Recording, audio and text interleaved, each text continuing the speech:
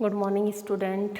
BA BSc first year geography की कक्षा में आपका हार्दिक स्वागत है। और आज का हमारा जो टॉपिक है ह्यूमिडिटी, जिसको हम बोलते हैं आर्द्रता। क्या कहते हैं? आर्द्रता। देखिए क्या होता है, वायुमंडल में उपस्थित जो जलवाष्प होते हैं उनको हम क्या बोलते हैं? आर्द्रता। कि वायुमंडल में उपस्थित जलवाष्प को हम क्या कहेंगे? आर्द्रता। अब बात आती है कि वायुमंडल में इसकी जो मात्रा है वह कितनी पाई जाती है? वह पाई जाती है 0 से 4%। इसको भी आप अच्छे से पढ़ना, फिजिकल ज्योग्राफी है, कंपटीशन एग्जाम में भी आता है। बहुत बार कंपटीशन एग्जाम में क्वेश्चन पूछा जाता है कि वायुमंडल में उपस्थित आर्द्रता की जो मात्रा है कितनी पाई जाती है? 0 से 4%। अभी फर्स्ट ग्रेड वाले एग्जाम में भी आई थी 2019 वाले में। तो जो वायुमंडल में इसकी जो मात्रा है वह 0 से 4% तक पाई जाती है। अलग अलग क्षेत्रों में अलग अलग पाई जाती है, लेकिन जो पाई जाती है वो कितनी है? 0 से 4%। अब बात आती है कि वायुमंडल में उपस्थित जलवाष्प की मात्रा को आर्द्रता कहेंगे, और वायुमंडल में इसकी जो मात्रा है वह पाई जाती है 0 से 4%। यह जो पाई जाती है वायुमंडल में 3 अवस्थाओं में पाई जाती है, 3 रूपों में पाई जाती है। 3 रूप कौन कौन से हैं? जैसे हम बात करें गैसीय अवस्था की, तो गैसीय अवस्था में क्या पाई जाते हैं? जलवाष्प। गैसीय अवस्था में क्या पाए जाते हैं? जलवाष्प। तरल अवस्था की बात करें, जल की बूंदें। और ठोस अवस्था की बात करें तो ठोस अवस्था में क्या पाई जाती हैं? बर्फ के कण। यह जो जलवाष्प हमें 3 अवस्थाओं में पाया जाता है। गैसीय अवस्था क्या कहलाती है? जलवाष्प। तरल अवस्था जल की बूंदें, और ठोस अवस्था हिमकण। से ये 3 अवस्थाओं में पाया जाता है। और कह सकते हैं समय और स्थान के अनुसार इसकी जो मात्रा होती है उसमें परिवर्तन आता रहता है। समय और स्थान के अनुसार जलवाष्प की मात्रा में परिवर्तन आता रहता है। स्थान समुद्र तटीय क्षेत्र है, आर्द्रता अधिक पाई जाएगी। मरुस्थलीय क्षेत्र है, आर्द्रता कम पाई जाएगी, या कह सकते हैं कि जलवाष्प की मात्रा कम पाई जाएगी। तो जिस प्रकार का स्थान होता है और समय होता है उसी अनुपात इसकी मात्रा में भी क्या आ जाता है? परिवर्तन आ जाता है। आर्द्रता की अगर हम बात करें तो मापते किस में है इसको? आर्द्रता को ग्राम प्रति घन मीटर में मापा जाता है। किस में मापा जाता है? ग्राम प्रति घन मीटर में। ठीक है, आर्द्रता को हम मापते किस में है? ग्राम प्रति घन मीटर में आर्द्रता को मापा जाता है। अब बात आती है कि जो आर्द्रता सामर्थ्य किसे कहते हैं?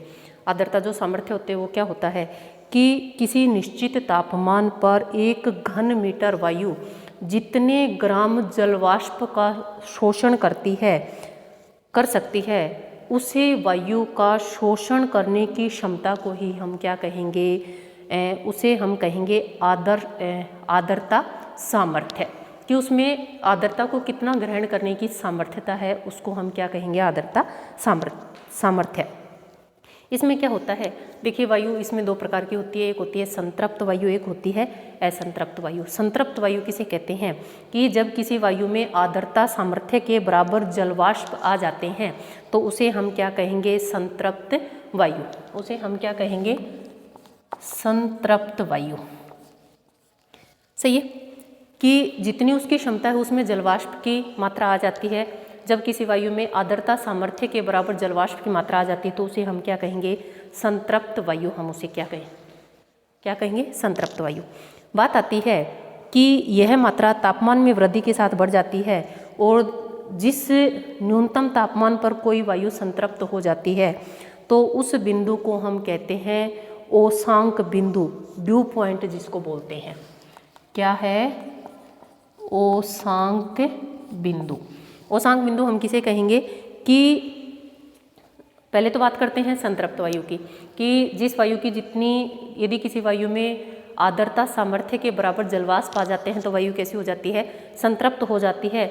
यह मात्रा तापमान में वृद्धि के साथ बढ़ती जाती है। जिस न्यूनतम तापमान पर कोई वायु संतृप्त हो जाती है, किसी न्यूनतम तापमान पर कोई वायु संतृप्त हो जाती है, उसे हम क्या कहेंगे? उसे हम ओसांक बिंदु कहेंगे। ठीक है, और आगे हम बात करते हैं जो हमारी आर्द्रता होती है कितने प्रकार की पाई जाती है? 3 प्रकार की पाई जाती है। जो हमारी आर्द्रता है वो कितने प्रकार की पाई जाती है? 3 प्रकार की पाई जाती है। फर्स्ट है निरपेक्ष आर्द्रता, सेकंड है विशिष्ट आर्द्रता और थर्ड है सापेक्ष आर्द्रता। अच्छे से देखना आप इनको। बात करते हैं कि जो आर्द्रता है 3 प्रकार की पाई जाती है, निरपेक्ष आर्द्रता, विशिष्ट आर्द्रता और सापेक्ष आर्द्रता। निरपेक्ष आर्द्रता की बात करते हैं। निरपेक्ष आर्द्रता में वायु की प्रति इकाई आयतन में विद्यमान जल वाष्प की मात्रा को हम क्या कहेंगे? निरपेक्ष आर्द्रता। कि वायु की प्रति इकाई आयतन में विद्यमान जल वाष्प की जो मात्रा होती है उसको हम बोलते हैं निरपेक्ष आर्द्रता। ग्राम घन मीटर में इसको व्यक्त किया जाता है। किसमें? ये तो प्रति घन मीटर है, ग्राम प्रति घन मीटर में इस निरपेक्ष जो आर्द्रता है इसको व्यक्त किया जाता है। GRM ग्राम 3 लगाया, उसका मतलब है घन और मीटर। ग्राम प्रति घन मीटर में इसको व्यक्त किया जाता है कि वायु की प्रति इकाई आयतन में विद्यमान जलवाष्प की जो मात्रा होती है उसको हम क्या बोलते हैं? निरपेक्ष आर्द्रता उसको कहा जाता है और ग्राम प्रति घन मीटर में उसको व्यक्त करते हैं। नेक्स्ट है हमारी विशिष्ट आर्द्रता। नेक्स्ट कौन सी है? विशिष्ट आर्द्रता, जिसको स्पेसिफिक भी बोला जाता है। विशिष्ट अपने आप में क्या है? विशिष्ट है। तो इसमें क्या होता है? स्पेसिफिक ह्यूमिडिटी कि वायु के प्रति इकाई भार में जलवाष्प के भार को हम क्या कहेंगे? विशिष्ट आर्द्रता। वायु के प्रति इकाई भार में जलवाष्प के भार को हम क्या कहेंगे? विशिष्ट आर्द्रता। ग्राम प्रति किलोग्राम, ग्राम हाइफन प्रति किलोग्राम, इसको व्यक्त किस में करेंगे हम? ग्राम प्रति किलोग्राम में क्या करते हैं? इसको व्यक्त करते हैं कि वायु की प्रति इकाई भार में जलवाष्प के जो भार की जो मात्रा होती है उसको इसमें व्यक्त करते हैं विशिष्ट आर्द्रता में। और इसको व्यक्त हम किस में करेंगे? ग्राम प्रति किलोग्राम में। कई बार क्वेश्चन में आ जाता है, कंपटीशन एग्जाम में पूछ लिया जाता है कि विशिष्ट आर्द्रता को किस में मापा जाता है या उसको विशिष्ट आर्द्रता को किस में व्यक्त किया जाता है? तो हम बताएंगे ग्राम प्रति किलोग्राम में। ग्राम प्रति किलोग्राम में विशिष्ट आर्द्रता को व्यक्त किया जाता है, क्योंकि जलवाष्प के भार को मापा जाता है इसलिए किलोग्राम में इसको व्यक्त किया जाता है। थर्ड है हमारे पास सापेक्ष आर्द्रता। थर्ड कौन सा है? सापेक्ष आर्द्रता। और सापेक्ष जो आर्द्रता होती है उसको हम प्रतिशत में मापते हैं। सापेक्ष आर्द्रता को किस में व्यक्त करते हैं? प्रतिशत में व्यक्त करते हैं। सापेक्ष आर्द्रता होती क्या है? कहा जाता है कि किसी ताप पर उपस्थित जलवाष्प की जो मात्रा होती है और उसी ताप पर उसी वायु की जो आर्द्रता सामर्थ्य होती है गुणा में 100, जो मात्रा आएगी वो क्या होगी? सापेक्ष आर्द्रता। और गुणा में 100 का अर्थ है कि इसको कितने से व्यक्त करते हैं? प्रतिशत जो होता है 100 में से होता है, तो इसको व्यक्त सापेक्ष जो आर्द्रता है उसको हम किस में व्यक्त करते हैं? प्रतिशत में इसको व्यक्त किया जाता है। और सापेक्ष आर्द्रता कि किसी ताप पर उपस्थित जलवाष्प की मात्रा कितनी है और उसी ताप पर उसी वायु की आर्द्रता की जो सामर्थ्य है उसका भाग दिया जाता है और गुणा में 100 कर दिया जाता है। तो जो मात्रा हमें प्राप्त होती है वो क्या होती है? सापेक्ष आर्द्रता। तो इस सापेक्ष आर्द्रता को हम किस में व्यक्त करते हैं? प्रतिशत में इसको व्यक्त किया जाता है। सापेक्ष आर्द्रता को किस में व्यक्त करते हैं? सापेक्ष आर्द्रता को प्रतिशत में व्यक्त किया जाता है। किसी भी तापमान पर उपस्थित जलवाष्प की जितनी मात्रा होती है उसी ताप पर उसी वायु की जो आर्द्रता ग्रहण करने की जो क्षमता होती है और गुणा में 100, वह जो मात्रा प्राप्त होगी क्या है? सापेक्ष आर्द्रता। इसको प्रतिशत में व्यक्त करते हैं, गुणा में 100 है तो समझ जाना क्या है कि इसमें प्रदर्शित करेंगे, इसको सापेक्ष आर्द्रता को प्रतिशत में व्यक्त करेंगे। इसके बारे में 2-4 सापेक्ष आर्द्रता के बारे में 2-4 और अच्छी बातें बताती हूँ कि वायु में जितने अधिक जलवाष्प होंगे उतनी ही सापेक्ष आर्द्रता क्या होगी? अधिक होगी। सीधी सी बात है, जितने अधिक जलवाष्प की मात्रा होगी उतनी ही क्या होगी? उसकी सापेक्ष आर्द्रता अधिक होगी। वायु का तापमान कम होने पर सापेक्ष आर्द्रता बढ़ जाती है और कह सकते हैं कि तापमान बढ़ जाने पर सापेक्ष आर्द्रता क्या हो जाती है, कम हो जाती है। दोनों में विपरीत संबंध पाया जाता है, तापमान और सापेक्ष आर्द्रता में। सापेक्ष आर्द्रता की वायु में जितने अधिक जलवाष्प होंगे उतनी ही क्या हो जाती है, सापेक्ष आर्द्रता में वृद्धि हो जाती है या उतनी ही अधिक वह बढ़ जाती है। लेकिन वायु का जो तापमान कम होगा तो सापेक्ष आर्द्रता बढ़ जाती है और तापमान बढ़ेगा तो जो सापेक्ष आर्द्रता है वह कम हो जाती है। ठीक है, दोनों में विपरीत संबंध है। संतृप्त वायु की जो सापेक्ष आर्द्रता है वह कितने प्रतिशत पाई जाती है, 100% पाई जाती है। जो संतृप्त वायु होती है उसकी जो सापेक्ष आर्द्रता होती है वह 100% होती है। इसका मतलब है कि उसमें आर्द्रता ग्रहण करने की और क्षमता नहीं है, वह पूर्ण रूप से संतृप्त हो चुकी है। संतृप्त का मतलब 100%, सही है, पूर्ण रूप से संतृप्त हो चुकी है। कितने, 100%। अब उसमें जल धारण करने की क्षमता या जलवाष्प को धारण करने की क्षमता नहीं है। ठीक थी, ये थी हमारी सापेक्ष आर्द्रता से संबंधित कुछ बातें। और दूसरा इसमें एक चीज़ और कही गई है कि वायु के तापमान में यदि आवश्यक कमी आ जाए तो जलवाष्प की मात्रा को बढ़ाए बिना भी वायु संतृप्त की जा सकती है और इसी प्रकार से संतृप्त वायु को बढ़ने पर वह असंतृप्त हो सकती है। ठीक है, तो जो संतृप्त जो वायु होती है उसमें 100% सापेक्ष आर्द्रता पाई जाती है। कह सकते हैं कि उसमें जल धारण करने की या जलवाष्प को धारण करने की क्षमता अब नहीं है, वह पूर्ण रूप से आर्द्र हो चुकी है। ये की हमने किसकी बात, आर्द्रता की। अब हम बात करेंगे संघनन की। किसकी बात करेंगे, संघनन की। वर्षा में सहायक, कल हमने बात की थी, किसकी बात की थी, वर्षा की बात की थी। उसमें संघनन होता है। अब आज संघनन के प्रकार भी बता देती हूँ मैं, संघनन के कौन कौन से रूप हैं और उनकी बात करते हैं हम। देखिए क्या होता है, गर्म वायु ऊपर जाती है, संघनित हो जाती है ठंडी होके, जिसके कारण क्या बनते हैं, बादल बनते हैं और बादलों से क्या होता है, वर्षा होती है। देखिए क्या होते हैं, संघनन। क्या है, संघनन। देखिए क्या है कि जल के गैसीय रूप का, कह सकते हैं जल में रूपांतरण ही क्या है, संघनन है। जल के गैसीय रूप का जल में रूपांतरण ही क्या है, संघनन है। जैसे ही वायु ऊपर उठती है, ठंडी होती है, जो गैसीय रूप होती है वो किस में परिवर्तित हो जाती है, जल में परिवर्तित हो जाती है। और जल में परिवर्तन होना ही क्या कहलाता है, संघनन कहलाता है। तापमान बहुत अधिक न्यूनतम होता है, हिमांक तक होता है, तो डायरेक्ट जो जल वो गैसीय रूप होता है किस में कन्वर्ट हो जाता है, हिम के कणों के रूप में परिवर्तित हो जाता है। तापमान कम होता है, वर्षा बूंदों के रूप में होती है। तापमान अत्यधिक कम होता है, 0 डिग्री तक होता है, तो जो वर्षा होती है वो बर्फ़ के कणों के या हिम के रूप में, हिमपात के रूप में होती है। तो इन्होंने कहा कि जल के गैसीय रूप का जल में रूपांतरण ही क्या है, संघनन है। और आर्द्र वायु के ठंडा होने पर संघनन होता है। आपने देखा होगा कि जब कल भी मैंने वर्षा की बात की थी कि जैसे ही वायु ऊपर जाती है या आर्द्र वायु ऊपर जाती है तो आर्द्र वायु ठंडी होती है। ठंडी होने से क्या होता है, संघनन होता है। वायु के जिस तापमान पर जल अपनी गैसीय अवस्था से तरल या ठोस अवस्था में परिवर्तित हो जाता है उसको बोलते हैं ओसांक। क्या बोलते हैं, ओसांक। कह सकते हैं जल अपना जब रूप परिवर्तित कर लेता है कि गैसीय अवस्था से तरल या ठोस अवस्था में परिवर्तित हो जाता है तो उसको हम क्या बोलते हैं, ओसांक बोलते हैं। देखिए वाष्पीकरण हुआ, सूर्य की सीधी किरणें पड़ी, वाष्पीकरण हुआ। वाष्पीकरण होने से क्या हुआ, भाप बनी और गर्म वायु हुई। उन भाप को लेकर कहाँ जाती है, ऊपर जाती है। ऊपर जाते ही तापमान कम मिलता है। तापमान कम होने से क्या हो जाता है, उसका संघनन हो जाता है। जो वाष्पीकरण या जो जलवाष्प थे या जो जलीय रूप था, कह सकते हैं कि जो गैसीय रूप था वो किस में परिवर्तित हो जाता है, जल में परिवर्तित हो जाता है। जल, और यह हम उसको कह सकते हैं कि तरल या ठोस किसी भी रूप में परिवर्तित हो सकता है। तरल का मतलब जल और ठोस का मतलब हिमकण के रूप में।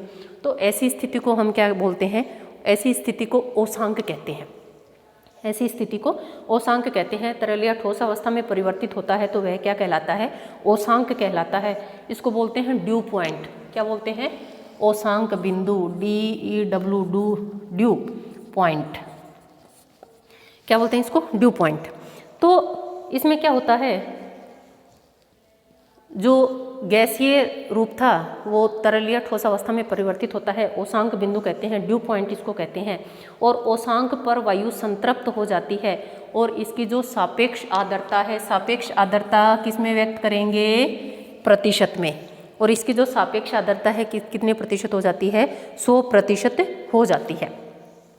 कि ओसांक पर वायु क्या हो जाती है, संतृप्त हो जाती है, बिल्कुल संतृप्त हो जाती है। जैसे ही संघनन होगा संतृप्त होगी, गैसीय अवस्था से किस में आ जाएगी, तरल या ठोस अवस्था में।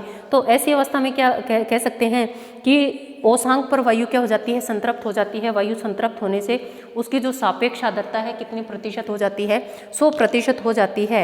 और कह सकते हैं कि वायु में उपस्थित सूक्ष्म कण जो पाए जाते हैं, सूक्ष्म कणों के इर्द गिर्द जो ठंडक लगने से संघनन होने लगता है और इन सूक्ष्म कणों को संघनन केंद्र भी कहा जाता है। आपने देखा होगा कि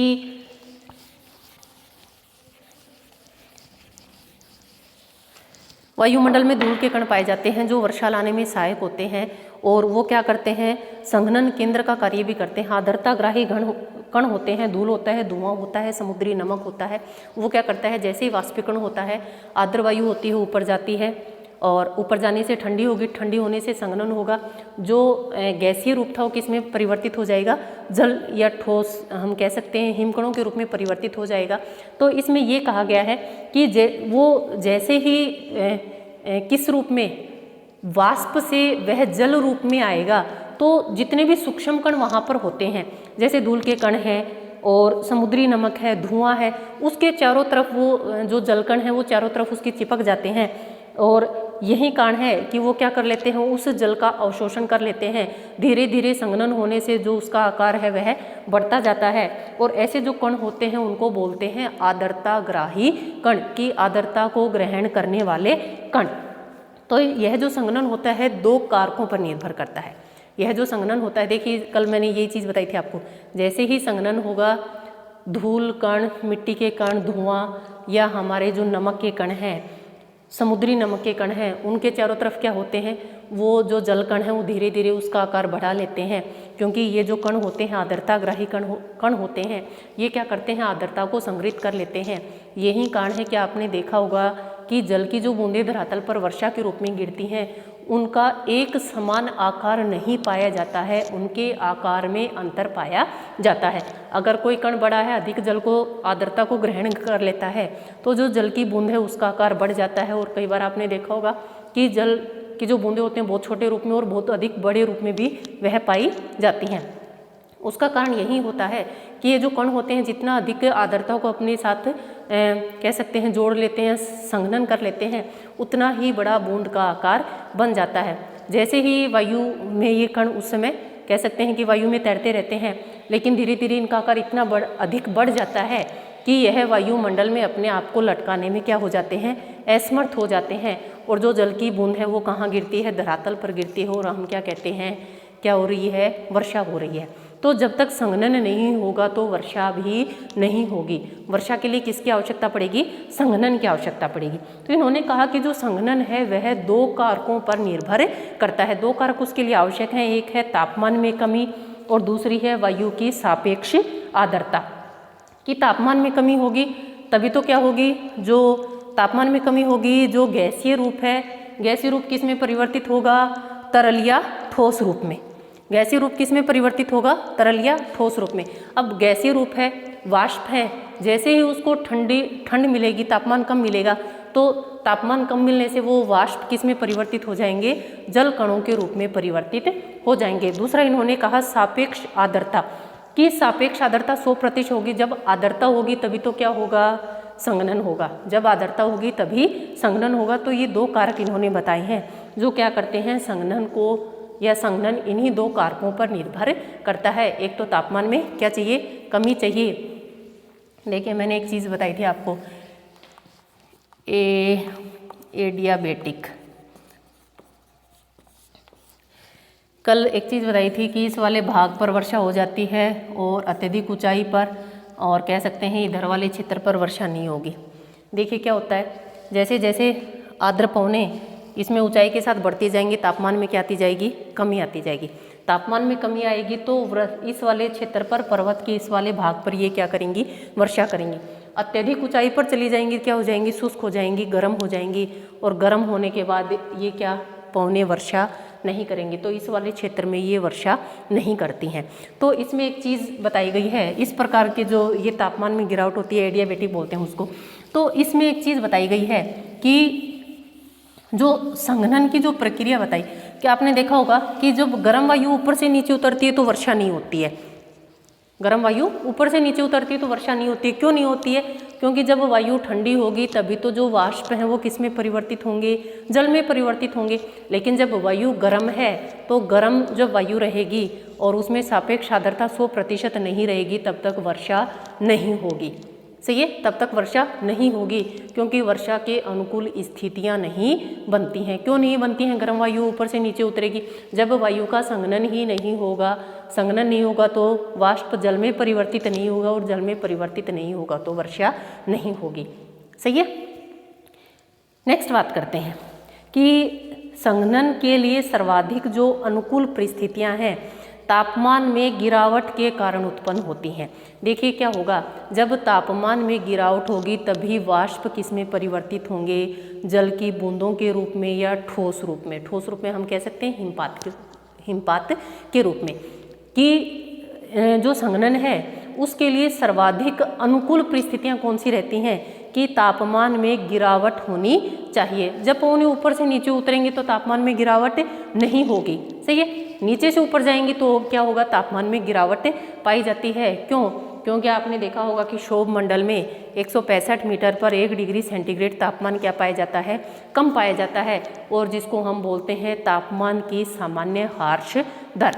तो संघनन के लिए कौन सी चीज़ आवश्यक है, या हम कह सकते हैं कि किस प्रकार की परिस्थितियां चाहिए, कि संघनन के लिए इस प्रकार की परिस्थितियां चाहिए कि तापमान में गिरावट होगी तभी क्या होगा, संघनन होगा। अब बात करते हैं कि वायुमंडल में जो संघनन होता है, जलवाष्प जब संघनन की प्रक्रिया में किन किन रूपों में आता है। देखिए, हिम के रूप में, पाले के रूप में, कोहरे के रूप में, धुंध के रूप में, हिमपात के रूप में, ओलावृष्टि, मेघ, इन सभी में परिवर्तित होते हैं। और ये सभी क्या है, इसी संघनन के रूप हैं। क्या है, इसी संघनन के रूप हैं। कौन कौन से हैं? ओस, पाला, कोहरा, धुंध, हिमपात, ओलावृष्टि, मेघ, ये सब क्या हैं, इसी संघनन के रूप हैं। संघनन होता है तभी ओस पड़ती है, तभी पाला पड़ता है, तभी हिमपात होता है, तभी मेघ बनते हैं, और मेघ बनते हैं तभी वर्षा होती है। वो सब किसके रूप हैं, इसी संघनन के रूप माने जाते हैं। और जब ओसांक हिमांक से नीचे चला जाता है तो जो संघनन का रूप है वो परिवर्तित हो जाता है। पाले में, हिम में, पक्षाभ मेघ के रूप में, ओलावृष्टि के रूप में, इन सभी का निर्माण होता है। क्यों? उसमें क्या होता है, जल किस में परिवर्तित हो जाता है, सीधा जल, जो वाष्प होते हैं जल में परिवर्तित न होकर हिम रूप में परिवर्तित हो जाते हैं। कि अत्यधिक जब तापमान में कमी पाई जाती है तो वाष्प जल की बूंदों के रूप में परिवर्तित न होकर किस में परिवर्तित हो जाते हैं, बर्फ के कणों के रूप में परिवर्तित हो जाते हैं, जिसके कारण पाला पड़ता है, हिम पड़ती है, ये सारे कारक होते हैं। और किंतु जब यह हिमांक के ऊपर होता है, हिमांक के मतलब हिमांक जहाँ से बर्फ जमना प्रारंभ होती है, हिम प्लस ओसांक कि हिम तक उसका तापमान कितना, हिमांक 0 डिग्री, कि जब यह तापमान हिमांक से ऊपर होता है तो ओस, कोहरा, धुंध इस या बादल बनते हैं। तापमान अत्यधिक कम होगा तो क्या होगा, पाला पड़ेगा, हिम पड़ेगा, और इसमें पक्षाभ मेघ बनते हैं। और दूसरा इन्होंने कहा कि जब तापमान ओसांक तक नहीं होगा, हिमांक तक नहीं होगा, हिमांक मतलब हिम जमने तक नहीं होगा, तो जल किस में, वाष्प किस में परिवर्तित हो जाएंगे, जल में परिवर्तित हो जाएंगे। जल में परिवर्तित होंगे तो ओस, कोहरा, धुंध इन सभी का निर्माण होगा, उसमें बादल भी बनते हैं। ठीक है। अब हम बात करेंगे कि ओस क्या है। सही है।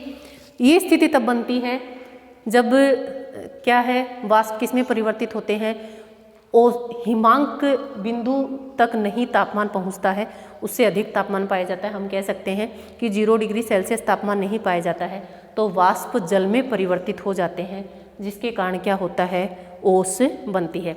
आपने देखा होगा कि उत्तर भारत में क्या होता है, पाला पड़ता है, सर्दी की रातों में पाला पड़ता है, क्योंकि शीत रात जो रातें होती हैं लंबी होती हैं, और जब हवा नहीं चलती तो जिसके कारण क्या होती हैं, शांत दशाएं पाई जाती हैं, और रात की लंबी अवधि होने के कारण जो जल की बूंदें हैं, तापमान इतना अधिक न्यूनतम हो जाता है कि जल की बूंदें किस में परिवर्तित हो जाती हैं, हिमकणों के रूप में परिवर्तित हो जाती हैं।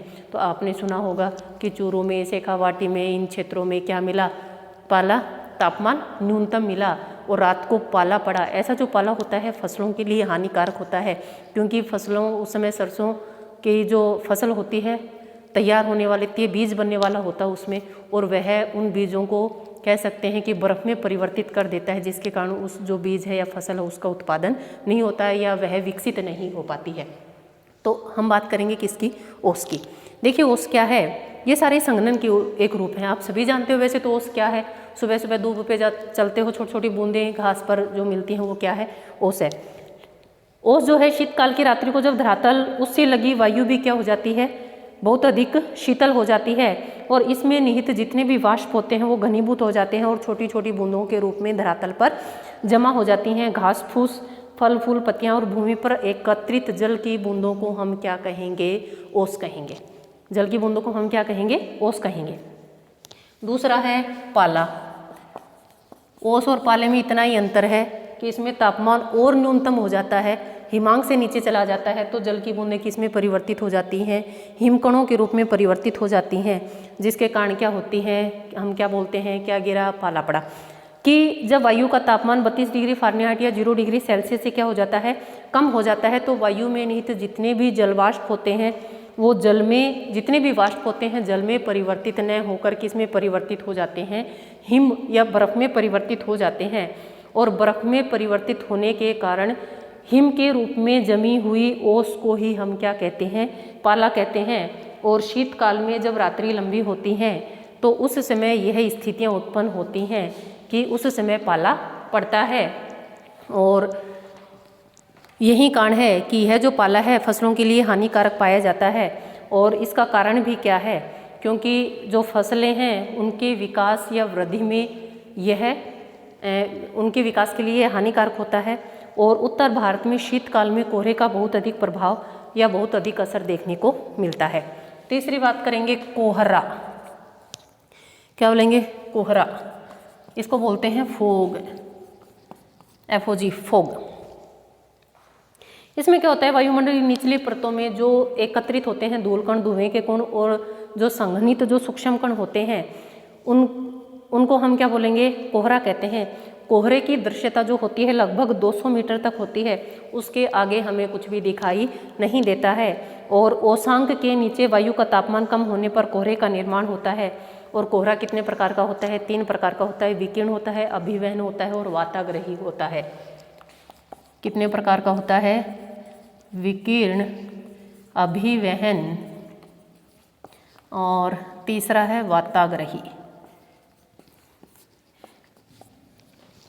3 प्रकार का कोहरा पाया जाता है। कोहरे में रीज़न ये है कि वायुमंडल की जो निचली परतें होती है उसमें धूल कण, धुएं के कण जितने भी होते हैं, संघनित जो छोटे छोटे कण होते हैं, उन कणों के संघनित होने से जो सूक्ष्म जलपिंड हैं वो उसके चारों तरफ लिपट जाते हैं और जिसको क्या बोलते हैं, कोहरा बोलते हैं। इसमें दृश्यता जो होती है 200 मीटर तक ही हमें दिखाई देता है। आपने देखा होगा कि जहाँ लंबी रात्रि होती है या ऐसे जो क्षेत्र होते हैं, शीतकाल में उत्तर भारत में कोहरा पड़ता है और सूर्य का कम तापमान प्राप्त होने के कारण और यह कोहरे की स्थिति बढ़ती जाती है। कई दिनों तक यातायात भी प्रभावित इसके कारण रहता है, हवाई जो प्लेन है उनको भी रद्द करना पड़ता है। और विकिरण 3 प्रकार का कोहरा पाया जाता है, विकिरण है, अभिवहन है और वाताग्रही है। ठीक है, ये था आज का हमारा टॉपिक।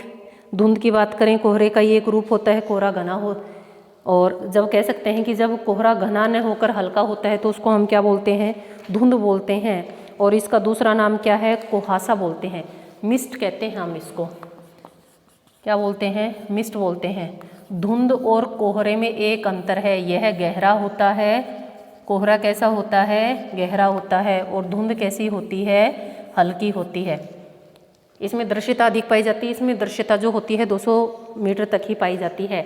और लास्ट हम बात करें कि जो धुंध होती है 2 किलोमीटर तक की वस्तुएं हमें प्राय आसानी से दिखाई दे जाती हैं। लास्ट हम बात करेंगे इसमें एक हिमपात की और एक ओलावृष्टि की। हिमपात की अगर हम बात करें, जब संघनन क्रिया के कारण कह सकते हैं कि ऐसे में वायु का तापमान औशांक बिंदु से हिमांक बिंदु से जब नीचे गिर जाता है तो जल किस में परिवर्तित हो जाते हैं, जलकण हिम कणों के रूप में परिवर्तित हो जाते हैं, और जिससे धरातल पर जो वर्षा होती है वह किस रूप में होती है, हिम कणों के रूप में होती है। हिमपात जो होता है वह ऊंचे पर्वतीय क्षेत्रों पर पाया जाता है। वर्षा वाली स्थितियां होती हैं बिल्कुल सेम, लेकिन उसमें रीजन ये होता है कि जब जैसे ऊंचाई की बात करें वहाँ जो तापमान पाया जाता है 0 डिग्री सेल्सियस पाया जाता है, हिमांक बिंदु से नीचे पाया जाता है, तो जो जल की बूंदें हैं वो किस में परिवर्तित हो जाती हैं, हिम में परिवर्तित हो जाती हैं, और जो वर्षा होती है वह किस रूप में होती है, हिमपात के रूप में होती है। और ऐसी जो स्थिति पाई जाती है ऊंचे पर्वतीय ठंडे क्षेत्रों में पाई जाती है, और यह हम कह सकते हैं कि ठंडे देशों में इस प्रकार की स्थितियाँ पाई जाती हैं। और बात करते हैं लास्ट ओलावृष्टि की कभी कभी वायुमंडल में जो विकसित कपासी मेघ होते हैं उनमें तीव्र संवहन धाराएं चला करती हैं, और इन संवहन धाराओं के साथ उष्ण और आर्द्र वायु भी ऊपरी वायु जो ऊपरी परत है वहाँ पहुँच जाती हैं।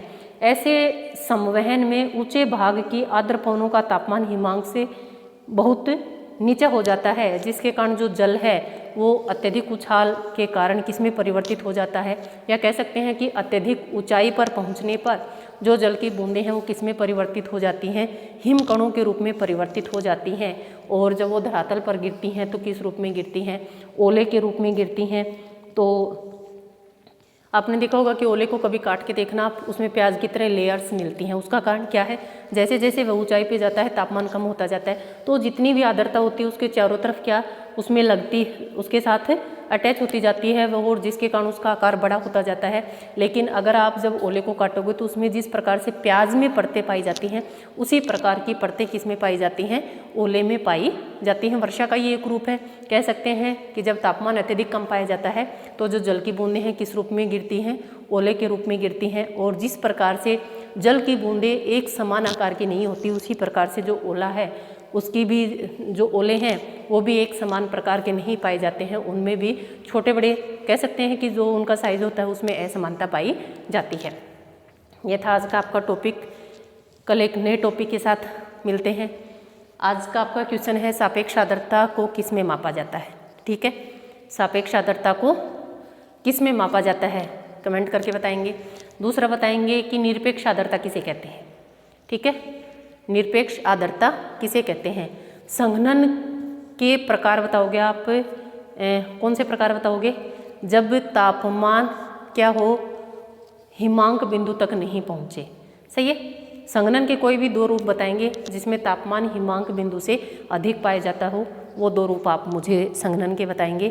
ठीक है, धन्यवाद। आज के लिए इतना ही, और कमेंट ज़रूर किया करें ताकि मुझे पता चले कि आपको कितना समझ में आ रहा है या क्या समस्या आपके सामने आ रही है। आज के लिए इतना ही, धन्यवाद। मिलते हैं नेक्स्ट क्लास में।